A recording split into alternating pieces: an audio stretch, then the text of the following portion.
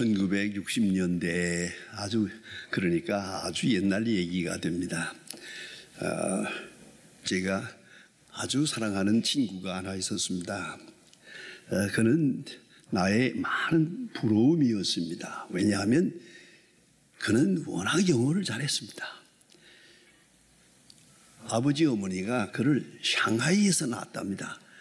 그래서 중국에서 영어를 배우고 아버지 어머니로 이렇게 이어받아서 아주 천재적으로 영어를 잘했습니다. 제가 중학교 3학년 때도 타임지를 쭉쭉 읽었다니까. 그러니까 뭐 영어 선생님들이 꼼짝을 못했답니다. 아무튼 어학의 천재요. 또 신앙도 좋고 또 공부도 미리 해서 박사학위도 얻고 다 그랬어요. 아주 젊은 친구였는데, 그리고 또 믿음이 좋아서 선교 사업에, 이 북방 선교를 위한 이 방송 사업에 종신하면서 아주 열심히 전 세계를 누비며 그렇게 선교 사업에 봉사하는 이 친구가 있었습니다. 어느 날 갑자기 저를 만나더니, 목사님, 나 약혼 주례해 주세요. 그래서 언제 그렇게 발전했는가 그랬더니, 아니 그저 좋은 여자를 만났는데 그렇게 좀 그분 소원이 화려하게 거창하게 약혼식을 하고 싶답니다. 그래서 당대에는 그렇게 상상도 못할 만큼 좋은 곳에 가서 화려하게 약혼식을 제가 주례했습니다. 그 약혼식장에서 나오면서 제가 생각했습니다. 참 그 친구 복도 많으네. 어쩌다 저렇게 예쁜 여자를 만났을까? 정말 내가 약혼 주례한 사람으로서 약혼 주례해준 그 약혼녀를 너무 아주 감탄할 정도로 그런 미인이었어요. 그래서 제 친구에게 자넨 참 복도 많으네, 뭐 이렇게 인사를 했었습니다. 그런데 한 달 만에 파혼했습니다. 웬일이냐고 물었더니 약혼을 하고 만나보니까 도대체가 이 사람은 얼굴뿐이야. 얼굴은 절세 미인이고 몸매도 좋으나 아주 머리는 텅 비어서 아무것도 아는 게 없고 그저 말하면 전부 화장품이나 파라솔 얘기만 있고 어느 쓸만한 음악 얘기 한마디를 들을 수가 없어요. 도대체가 이 속은 텅 비었어. 게다가 믿음도 없어요. 내가 이거 큰 실수를 했다. 그래서 그저 급하게 서둘러서 한 달 만에 이혼을 했어요. 그런 일이 있었습니다. 왜 그랬을 것 같습니까? 선택을 잘못했던 겁니다. 제가 언젠가 한번 좀 한가한 시간에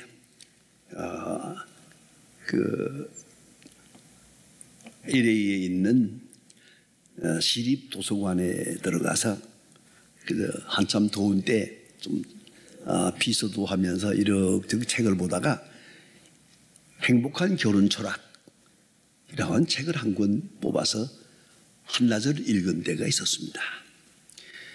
참된 행복한 가정을 이루려면 선택이 문제다. 여자를 선택할 때는 세 가지 기준이 있다. 그 말이 마음에 들어서 제가 지금까지 기억하고요. 사방에 우리 젊은 사람들한테 또 대학생들한테 강연할 때마다 꼭 이 이야기를 합니다. 여자를 선택할 때는 세 가지 기준. 첫째, 외모의 아름다움. 한평생 보고 살아야 되니까 우선 예뻐야 된다. 외모는 정결하고 예쁘고 단정하고 뭐 그런 외모의 아름다움에 대해서 설명을 하고, 두 번째가 중요해요. 대화의 아름다움. 그건 속에서 나오는 거니까 이 얘기를 해봐야 된다. 얼굴만 보면 안 된다. 이야기를 하다 보면 그 속에 있는 것이 나오니까, 말은 마음의 창이니까 거기서 속에 지금 무엇이 들어있는지 그걸 알 수가 있으니까 속 사람을 볼 수 있어야 한다. 그래서 대화의 아름다움, 그하고 얘기하면서 계속 그가 하는 대화가 마음에 들고 또 그 대화에 내가 이렇게 끌려가기 하면 그건 사랑할 만한 사람이 되는 거죠. 대화의 아름다움. 세 번째가 호스피탈리티입니다. 이 봉사정신이 있어야 된다. 역시 아름다움 중에 하나가 봉사하는 아름다움이요. 섬기는 아름다움. 이 찻잔 하나라도 어떻게 섬기느냐, 이게 중요한 거거든요. 그래서 섬김의 마음, 섬김의 아름다움이 있는 이 세 가지 조건을 두고 여자를 골라야 한다. 그런데 아까 마음에 들더라고요. 그러면 반대로 남자를 어떻게 골라야겠습니까? 여자가 남자를 고를 때 첫째가 믿음입니다. 그 책에서 이렇게 말합니다. 거짓말하는 사람은 재벌이라도 결혼하지 마라. 한 번 거짓말을 했거든 그건 끝이다. 진실이 먼저다. 남자는 진실하고 자기 말에 책임을 지는 사람, 그 사람이 중요하다. 두 번째가 능력이 있어야 한다. 자기를 억제하는 능력, 자기 마음을 다스리는 능력, 그리고 책임을 지는 사람. 세 번째가 중요합니다. 역시 봉사하는 기쁨을 아는 사람이 돼야 한다. 이 철저하게 이기적인 사람은 안 된다. 그래서 남을 섬기는 거, 봉사하는 거를 즐거움으로 사는 그런 아름다움이 있는 남자, 이래야 된다. 이렇게 남자 여자를 이렇게 비교해 놓았는데 아주 참 오래전에 읽은 책이 마음에 오래 기록되고 있습니다. 이제는 선택의 기준입니다. 내가 뭘 보고 선택했느냐 하는 것이죠. 창세기 창조의 그 이야기에서 보면은 그리 너무나 잘 알지 않습니까? 하나님께서 동산에 선악과를 만들어 놓고 선악을 알게 하는 나무를 만들어 놓고 먹지 말라 그랬어요. 이것을 놓고 많은 사람들이 고민을 하고 젊은 사람들이 많이 질문을 합니다. 아니 그 선악과를 만들지 말든지 만들어 놓았으면 울타리를 만들어서 접근하지 못하게 만들든지 그렇게 할 것이지 그걸 왜 만들어 가지고 먹게 만들어 가지고 사람들이 범죄해서 이 세상의 역사가 이 모양 되게 만들어서 하나님 잘못한 것 같다 그런 얘기들을 합니다. 그러나 가장 핵심되는 말은 이 말입니다. 먹지 말랍니다. 이 말은 뭡니까? 먹을 수도 있다는 거죠. 먹지 못하게 만든 게 아니라 먹지 말랍니다. 먹을 수 있는데 먹지 마라. 얼마나 귀중한 진리가 있습니까? 그것이 인간에게 주어진 특권입니다.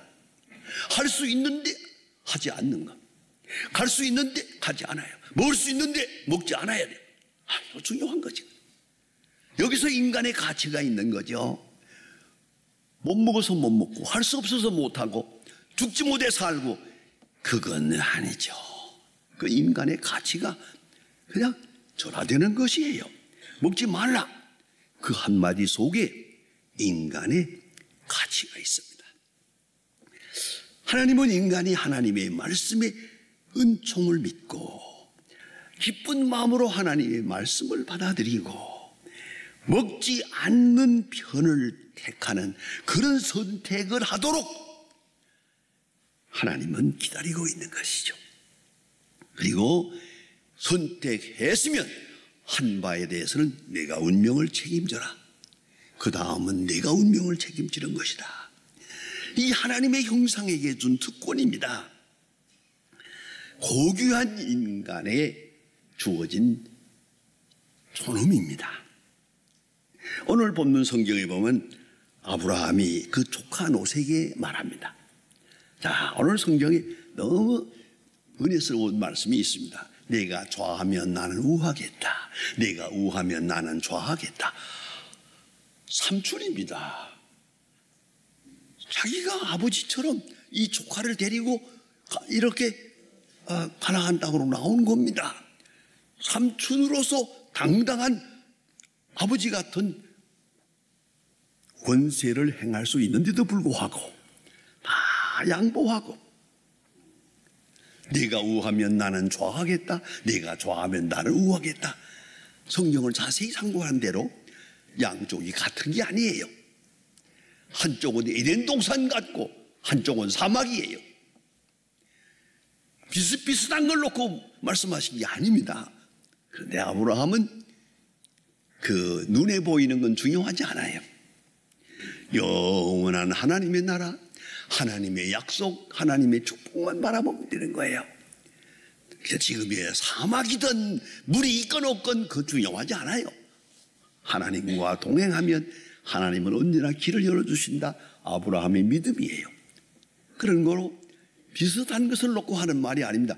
전혀 상대가 안 되는 양쪽을 놓고, 내가 우하면 나는 좌하고 내가 좌하면 나는 우하리라. 내 마음대로 선택하라. 이 아브라함의 너그러운 아버지 같은 덕을 여기에 나타내고 있습니다. 그때 조카 롯이 딱 바라봅니다. 이 선택의 기준이었습니다. 조카가 보니까 본즉 그랬어요. 눈으로 보는 대로 판단했습니다. 여러분, 눈으로 보는 대로 판단하지 말고 최소한도 귀로 듣는 대로 판단하고, 그 다음엔 가슴으로 판단하고, 그 다음에는 기도하는 마음으로 판단해야죠. 이걸 잊지 말아야 합니다. 잠시도 이거 잊어서는 안 됩니다. 눈에 본 대로 해서는 안 됩니다. 그런데 눈에 보니까 오늘 성경 말씀대로 롯이 바라보았더니 에덴 동산 같고 아예 여호와의 동산 같더라. 그렇게 아름답게 보였어요. 물이 넉넉하고 초목이 풍부해요. 물질적인 풍요를 본 것입니다. 현재를 보았습니다. 미래를 보지 못했습니다. 외적인 세계를 보고 내적인 세계를 보지 못했습니다. 그것이 롯입니다. 여기서 선택이 빗나가는 겁니다. 그뿐 아니라 롯은 그 백성의 도덕성을 생각하지 않았습니다. 눈에 보이는 건 물질이요, 그 도덕성은 눈에 보이지 않는 것입니다. 그러나 미래라고 하는 운명은 도덕성에 달려있는 겁니다. 얼마나 선한가, 얼마나 진실한가, 얼마나 거룩한가에 있는 것이지, 눈에 보이는 데 있는 게 아닌데, 눈에 보이는 대로 판단한 것이 롯의 결정적인 잘못입니다. 도덕성을 먼저 보았어야 합니다. 저는 언젠가 젊은 사람들 중매하기도 하고 서로 사귀는 자리에서 그런 얘기를 한 번 있습니다. 선택할 때 얼굴도 보고 능력도 보고 학번도 보고 무엇도 보고 다 봐야겠지만, 가능하면 그 가문의 축복성을 보라. 복받은 가문인가를 보라. 저주받은 집에서 무엇이 나오길 바라겠네. 그런 거로 복받는 거죠. 이만하면 복받겠다, 이만하면 복받겠다. 이거 얼마나 중요합니까? 제가 부끄러운 얘기지만 한마디 할까요? 제가 결혼할 때 이것 때문에 결혼했어요. 딱 하나. 제가 군대에 있을 때입니다. 군대에 있을 때 언젠가 하면, 그때 아주 형편없을 때는 전쟁터니까 시장에 나가는데요, 아니 어떤 아주머니가 장바구니를 들고 시장을 보러 가는데, 거지들이, 옛날에 거지가 많았거든요. 거지들이 와 찾아와서 이 아주머니한테 인사를 해요. 전부가 다 거지들이 와서 인사를 하고 인사를 해요. 그것이 알고 싶었어요. 도대체가 저 아주머니는 어떤 분위기에 저렇게 거지들이 와서 저렇게 꾸벅꾸벅 인사를 할까 하고 보았어요. 했더니 교회의 권사님인데, 거지들이 와서 밥을 달라고 하면 자기가 먹던 거라도 주는 거야. 자기가 못 먹더라도 주는 거야. 너무 해서 거지들끼리 질서를 잡아서 그 집에 아무나 가면 안 돼. 오늘은 누구누구만 가고 다음에는 누구 가라. 여러 사람 가면 그 집 바꿈는다. 이렇게 된 거예요. 이런 이야기를 다 듣고 나서 저만 하면 복을 받겠구나. 그분이 내 장모예요. 그걸 하세요. 그래도 이만하면 복을 받을 것이다. 그래요. 그 복주를 보고 결혼을 해야지 망조를 보고 결혼하면 되겠냐야. 오늘 눈에 안 보여도 이만하면 하나님의 축복이 있을 것이다. 이런 거 말입니다. 오늘 롯이 잘못한 거예요. 내면 세계는 보지 않고 눈에 보이는 대로 현실만 보고 화려함을 보고 이 소돔과 고모라를 택했다. 그 다음이 중요합니다. 옮겨갔더라. 여러분, 한 번 선택이 잘못된 걸 알수면 이제는 떠나야죠. 방향을 바꿔야죠. 한 번 잘못했더라도 거기서 떠나야 되는데 소돔과 고모라 쪽으로 계속 옮겨갔더라. 이게 문제예요. 죄란 한 번 죄를 짓고 그 다음에 죄를 반복하고 그 다음에는 죄를 정당화하려고 듭니다. 합리화합니다. 반복하는 데 문제가 있어요. 세상을 바꾸는 게 아니라 세상에 내가 동화되고 있는 거예요. 타락되고 있는 거예요. 내가 속화되고 있는 거예요. 내가 변화되고 있는 거예요. 나로 인하여 세상을 변화시키는, 환경을 변화시키는 게 아니라 환경으로 인하여 내가 변화되고 있었더라고요. 그리고 화려한 그것에 끌려서, 매력에 끌려서 옮겨갔더라. 세속화되었다는 말이죠. 우리가 존경하는 아브라함 링컨의 유명한 말이 있습니다. 불행한 사람들의 특징은 불행한 것을 발견하고서도 그쪽으로 계속 가고 있다는 것이다. 불행한 것을 알고 이러면 안 된다는 걸 알면서도 계속 그쪽으로 가고 그리고 모험을 행하다가 망한다. 아브라함 링컨의 말입니다. 여러분, 이걸 잊지 말아야 합니다. 종교개혁자 존 칼빈은 이렇게 말합니다. 롯은 장차 낙원 속에서 살 것이라고 상상을 했으나 실은 지옥의 시변으로 빠져들고 있었다. 주석에서 이렇게 말하고 있습니다. 롯은 낙원처럼 생각하고 에덴 동산처럼 생각하고 이쪽을 택했지만은 사실은 지옥의 시면으로 빠져들고 있었다. 도덕성을 보지 않았습니다. 신앙을 보지 못했습니다. 그리고 계속 그쪽으로 옮겨가고 있었습니다. 이건 뭡니까? 문화화된 거예요. 습관화된 거예요. 판단의식을 잃어버린 거예요. 몽롱해진 거예요. 어느 사이에 계속 빠져들어가고 있더라. 나도 모르게 뭔가에 마취된 것처럼 이렇게 된 거예요. 저는 이 성경 말씀을 볼 때 롯을 한번 생각해 봅니다. 롯을 생각하고 보니까 꼭 누굴 닮았는 거 아니? 삼손을 닮았어요. 삼손이라는 사람 얼마나 참 위대한 사사입니까? 그런데 데릴라라고 하는 유명한 얘기, 데릴라의 유혹에 빠져가지고 잘못되고 있잖아요. 분명히 알았어요. 요 여자가 나쁜 여자라는 거, 요 여자가 나를 망칠 거라는 거 알았어요. 뻔히 알고 있었어요. 그러면서도 자꾸 빠져들어가고 있어요. 여러 번 살아날 수 있는 기회가 있었는데 정신 못 차리고 계속 데릴라의 무릎을 베고 있다가 결국은 비참해지지 않습니까? 삼손이 데릴라라고 하는 여자의 매력에 끌려가는 그런 모습을 오늘 본문에서 보게 됩니다.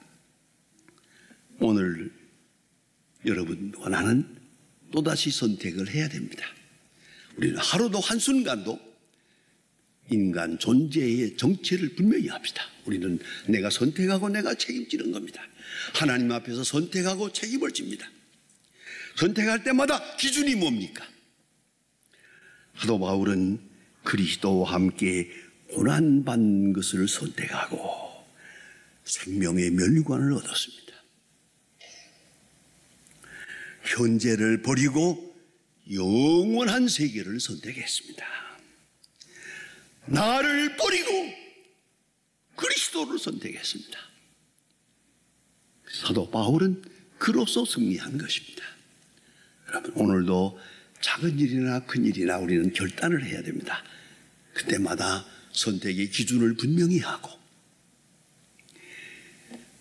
주의 앞에 성실한 책임 있는 하나님의 사람으로 살아가야 할 것입니다.